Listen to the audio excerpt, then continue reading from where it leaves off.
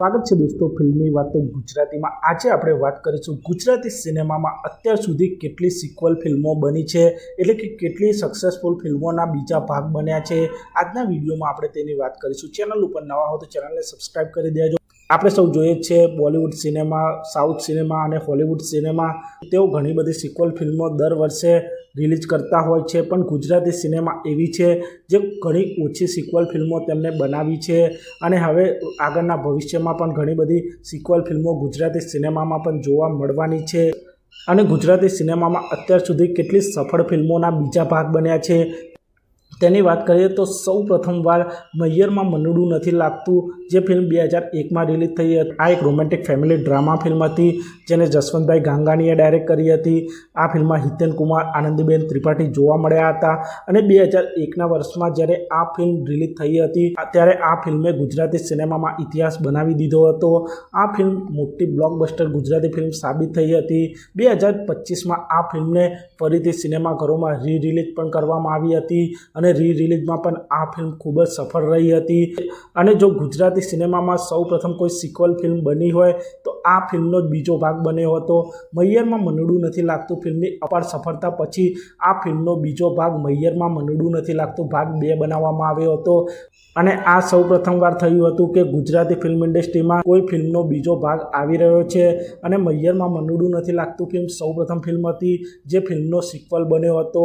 મૈયરમાં મનડું નથી લાગતું ભાગ 2 આ ફિલ્મ 2008માં રિલીઝ કરવામાં આવી હતી। આ ફિલ્મમાં પણ હિતેન કુમાર, આનંદીબેન ત્રિપાઠી અને ગુંજન કપૂર આ ફિલ્મમાં જોવા મળ્યા હતા। પણ મૈયરમાં મનડું નથી લાગતું ભાગ 2 આ ફિલ્મના પ્રથમ ભાગ એટલે કે મૈયરમાં મનડું નથી લાગતું આ ફિલ્મ જેટલી સફળતા મળી નહોતી, પણ આ ફિલ્મ પણ એક ડિસન્ટ સક્સેસ ફિલ્મ સાબિત થઈ હતી। આમ સૌ પ્રથમવાર આ ફિલ્મનો સિક્વલ ગુજરાતી સિનેમામાં બન્યો હતો। તે પછી આગળ વાત કરીએ તો ગુજ્જુભાઈ ધ ગ્રેટ આ 2015માં રિલીઝ થયેલી એક કોમેડી ડ્રામા ફિલ્મ હતી જેને ઈશાન રાંદેરિયાજીએ ડાયરેક્ટ કરી હતી। આ ફિલ્મમાં સિદ્ધાંત રાંદેરિયા, જીમિત ત્રિવેદી, સ્વાતિ શાહ જેવા કલાકારો જોવા મળ્યા હતા અને ગુજ્જુભાઈ ધ ગ્રેટ આ ફિલ્મને દર્શકોએ ખૂબ જ પસંદ કરી હતી અને આ ફિલ્મે બોક્સ ઓફિસ પર 15 કરોડથી વધુ કમાણી કરી હતી અને આ ફિલ્મ બ્લોકબસ્ટર થઈ હતી। અને 2015માં છેલ્લો દિવસ ફિલ્મ પછી ગુજ્જુભાઈ ધ ગ્રેટ ફિલ્મ બીજા નંબરે હતી જેને સૌથી વધુ કમાણી કરી હતી। તે પછી 2018ના વર્ષમાં ગુજ્જુભાઈ ધ ગ્રેટ ફિલ્મનો સિક્વલ એટલે કે ગુજ્જુભાઈ મોસ્ટ વોન્ટેડ ફિલ્મ બનાવવામાં આવી હતી। ફિલ્મ પણ તે પ્રમાણે કોમેડી ડ્રામા હતી। આ ફિલ્મને પણ ઈશાન રાંદેરિયાજીએ ડાયરેક્ટ કરી હતી। ગુજ્જુભાઈ મોસ્ટ વોન્ટેડ આ ફિલ્મે બોક્સ ઓફિસ પર 10 કરોડથી વધુ કમાણી કરી હતી, પણ Gujjubhai most wanted film Gujjubhai the great film જેટલી બોક્સ ઓફિસ કલેક્શન કર્યું નહોતું અને આ ફિલ્મ પણ બોક્સ ઓફિસ પર એક સુપરહિટ ફિલ્મ સાબિત થઈ હતી। તે પછી આગળની ફિલ્મની વાત કરીએ તો ચાલ મન જીતવા જઈએ આ ફિલ્મ 2017માં રિલીઝ થયેલી એક ડ્રામા ફિલ્મ હતી જેને દીપેશ હર્ષદ શાહે ડાયરેક્ટ કરી હતી। આ ફિલ્મમાં કરણ ભાનુશાલી, કૃષ્ણા ભારદ્વાજ, સમીર ચાદર જેવા કલાકારો જોવા મળ્યા હતા અને ચાલ મન જીતવા જઈએ ફિલ્મ પણ બોક્સ ઓફિસ પર સફળ રહી હતી।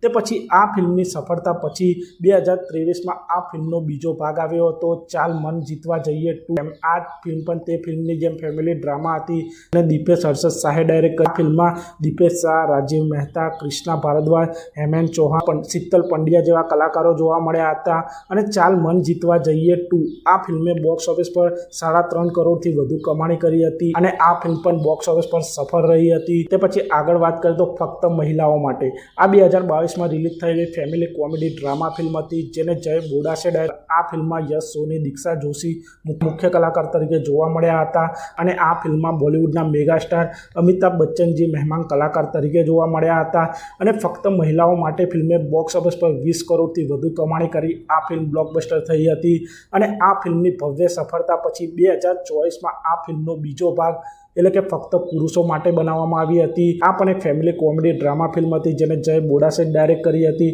આ ફિલ્મમાં યશ સોની, દર્શન જરીવાલા, મિત્ર ગઢવી, ઈશા કંસારા જેવા કલાકારો જોવા મળ્યા હતા।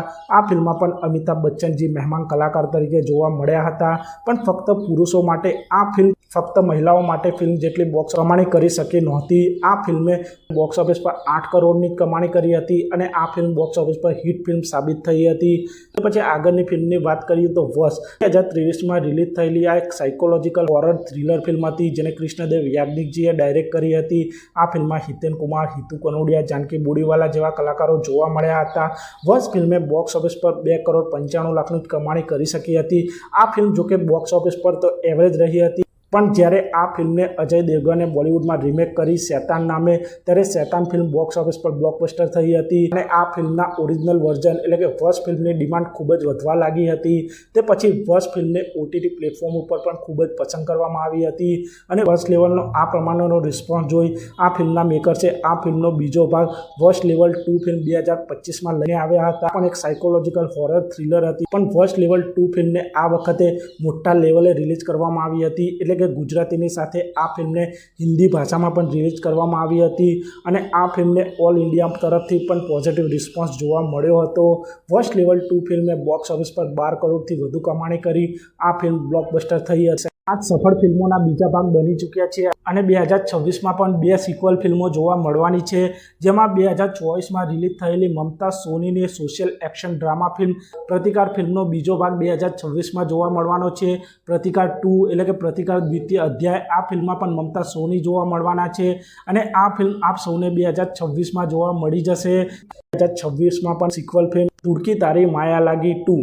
આપ સૌ જાણો છો ધૂળકી તારી માયા લાગીનો પહેલો ભાગ 2003માં રિલીઝ થયો હતો. એ મ્યુઝિકલ રોમેન્ટિક ડ્રામા ફિલ્મ હતી, જેને કેશવ રાઠોડજીએ ડાયરેક્ટ કરી હતી. આ ફિલ્મમાં ચંદન રાઠોડ, રાની શર્મા, રુચિકા, જીતુભાઈ પંડ્યા જેવા કલાકારો જોવા મળ્યા હતા અને ચંદન રાઠોડજીની આ સૌપ્રથમ ગુજરાતી ફિલ્મ હતી અને આ ફિલ્મ તે સમયે એક બિગેસ્ટ બ્લોકબસ્ટર ગુજરાતી ફિલ્મ સાબિત થઈ હતી અને દર્શકોએ આ ફિલ્મને ખૂબ જ પસંદ કરી હતી. આ ફિલ્મના ગીતો પણ એ સમયે ખૂબ જ પોપ્યુલર થયા હતા અને આ ફિલ્મની જબરજસ્ત સફળતા પછી દર્શકો આ ફિલ્મનો બીજા ભાગની પણ ડિમાન્ડ કરી રહ્યા હતા અને હવે ફાઇનલી 2026માં આ ફિલ્મનો બીજો ભાગ આવવા જઈ રહ્યો છે, એટલે કે ધૂળકી તારી માયા લાગી 2. આ ફિલ્મ 23 વર્ષ પછી સિનેમાઘરોમાં આ ફિલ્મનો સિક્વલ આવી રહ્યો છે. આ ફિલ્મને પણ કેશવભાઈ રાઠોડ ડાયરેક્ટ કરી રહ્યા છે. આ ફિલ્મમાં પણ રોમેન્ટિક ડ્રામા લવ સ્ટોરી આપ સૌને જોવા મળશે. આ વખતે આ ફિલ્મમાં ચંદન રાઠોડ, રાની શર્માની જોડી ફરીથી આપ સૌને પડદા ઉપર જોવા મળશે અને આ ફિલ્મમાં બીજા ઘણા બધા નવા કલાકારો પણ જોવા મળવાના છે અને આ ફિલ્મનો ભાગ કૃષ્ણા ઝાલા પણ હશે અને ધૂળકી તારી માયા લાગી 2 આ ફિલ્મ આપ સૌને 2026માં જોવા મળવાની છે. આમ ગુજરાતી સિનેમામાં અત્યાર સુધી સફળ ફિલ્મોના જ સિક્વલ બન્યા છે, પણ ભવિષ્યમાં આગળ ગુજરાતી સિનેમામાં ઘણા બધા સિક્વલ ફિલ્મો જોવા મળી શકે છે. ચાહકો હજુ આ 5 ફિલ્મોની સિક્વલની ખૂબ જ ડિમાન્ડ કરી રહ્યા છે, જેમાં છેલ્લો દિવસ 2, પ્રીત જન્મો જન્મની ભૂલાશે નહીં 2, લાલો 2, ખેડૂત 2 અને વશ લેવલ 3 આ ફિલ્મોની પણ ભારે ડિમાન્ડ છે. તો જોવાનું રહેશે કે મેકર્સ આ ફિલ્મો બનાવે છે કે નહીં, તે જોવાનું રહેશે. અને આપ સૌએ આમાંથી કેટલી ફિલ્મો જોઈ છે તે કોમેન્ટ કરજો અને હજુ આ લિસ્ટમાં કોઈ ફિલ્મો બાકી રહી ગઈ હોય તો આપ સૌ કોમેન્ટ કરીને જાણ કરજો અને આપ સૌ આવા જ પ્રકારના ગુજરાતી ફિલ્મોને લગતા વિડીયો જોવા માંગતા હો તો ચેનલને સબસ્ક્રાઈબ કરી દેજો, વિડીયોને લાઇક કરી દેજો અને જોતા રહો ફિલ્મી વાતો ગુજરાત.